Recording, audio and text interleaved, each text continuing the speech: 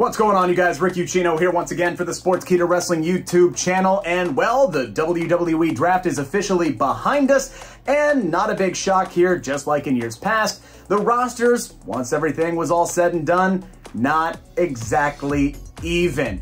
Monday Night Raw, just like my Cincinnati Bengals, shout out to Mike, our social media guy, big Jaguars fan. Monday Night Raw, they proved it's not how you start, it's how you finish. I thought SmackDown was the clear winner on night one of the draft Friday night, and then Monday Night Raw rolls around on their own show and absolutely housed SmackDown in night two of the draft. I frankly cannot believe that Fox signed off on this final draft board. They got some massive holes to fill, especially at the top of that SmackDown roster. Have no fear though, guys. I am here. I have ideas. I have thoughts. I have solutions, dang it. All you gotta do, all they gotta do, you gotta get Fox and the USA Network together, figure out a few post-draft trades. I got 3 of them, very, very simple. Okay, 2 of them are very, all right, 1 of them is simple. The other one's gonna take some work and get some help from NXT. Let me explain, shall we? Here are 3 drafts that I think could fix and balance both the Raw and SmackDown rosters. Watch out, watch out, watch out, watch out! All right, my first trade is the simplest one of all. And also, I'm gonna operate here under the assumption that both Asuka and Bayley, when they are healthy, they're free agents now, but when they're ready to compete again, I'm under the assumption they are going to go to Friday Night SmackDown. If you look at the women's division there, still a lot of talent, not as deep as it was prior to the draft, but what they really need are strong baby faces, especially at the top of the card. Asuka could step in there immediately. I think Bayley, well beloved, incredibly over, even as a heel. Once she returns, I think it would be an easy flip for her.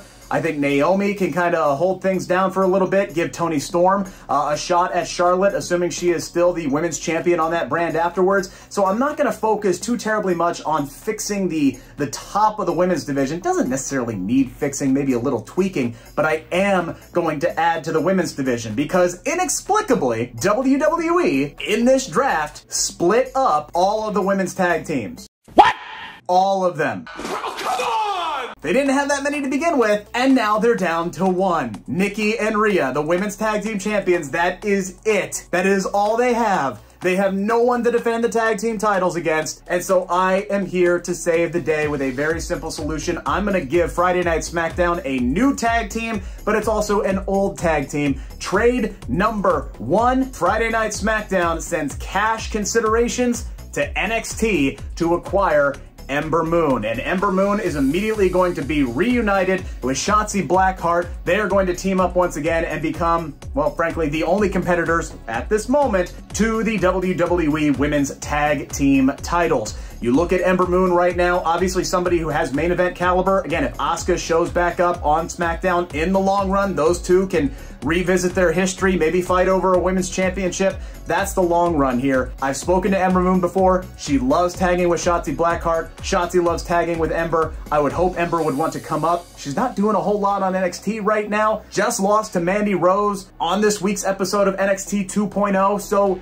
let's do something with her. Let's reunite her with her old tag team partner and get this women's tag team division moving again. Also going to do that as part of my second trade, and this one gets complicated here, all right, guys? Because for Friday Night SmackDown to acquire something of value, they have to have something of value to trade, and they don't have a lot of it, especially at the top of the men's division. If you look at the entire landscape of the SmackDown men's roster, you got Roman Reigns, top dog. Brock Lesnar, free agent. He's feuding with him right now. After that, okay, we got Drew McIntyre.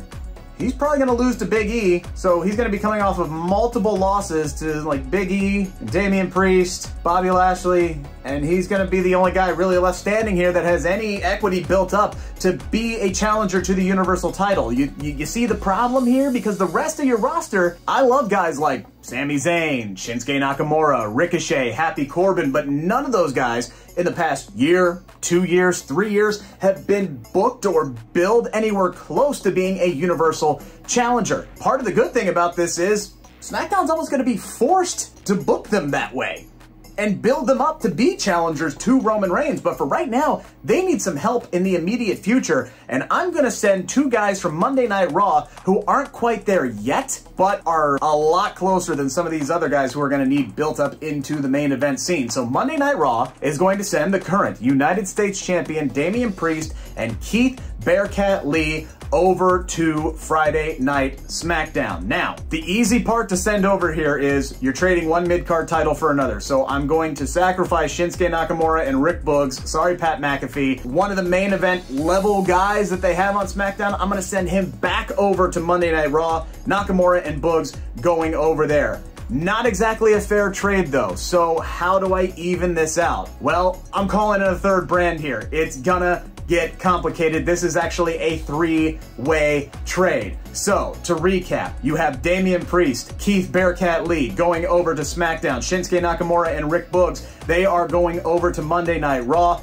Time to get NXT involved here. They are going to send 3 of their talents on 2.0 up to Monday Night Raw. They would be LA Knight. Yeah, LA Knight going up to Monday Night Raw, as well as Casey Catanzaro and Caden Carter. I told you I would add to that women's tag team division. They're a fun tag team. I like them a lot. You can put them on Monday Night Raw, and all of a sudden, look, you've tripled the amount of tag teams in your division. You've tripled them in 2 trades that I've made. Ember Moon and Shotzi on SmackDown, Casey and Caden on Raw. All of a sudden, you have a little division to build off of there. It works.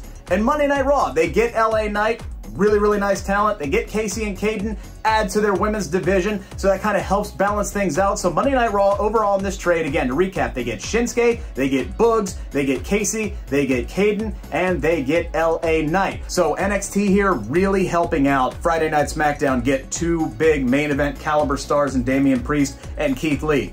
But what does NXT get out of it? Well, they're going to get 2 talents, one of them coming back home. Monday Night Raw is going to send T-Bar, scratch that, is going to send Dominik Dijakovic back down to NXT. Get him back on NXT 2.0, let him reestablish himself as Dominik Dijakovic, build himself up over the next year or so, and then he can move up to the main roster again as Dominik Dijakovic. Okay, step 1 there. SmackDown, meanwhile, they're gonna have to lose somebody. I hate to do this, but I kind of like to do this because I want to see it. I am sending Cesaro from Friday Night SmackDown down to NXT 2.0. Think of the matches that we could get down there. Cesaro versus Tommaso Ciampa, Cesaro versus Braun Breaker, Cesaro versus Kyle O'Reilly. I mean, seriously, sign me up. Cesaro against anybody down in NXT, to be completely honest with you. I think this is a move that could work really well for Cesaro. He could have a lot of fun, have a lot of banger matches down in NXT, and a lot of these younger guys, they could have some dream matches with a guy like Cesaro. I think this is a win-win situation.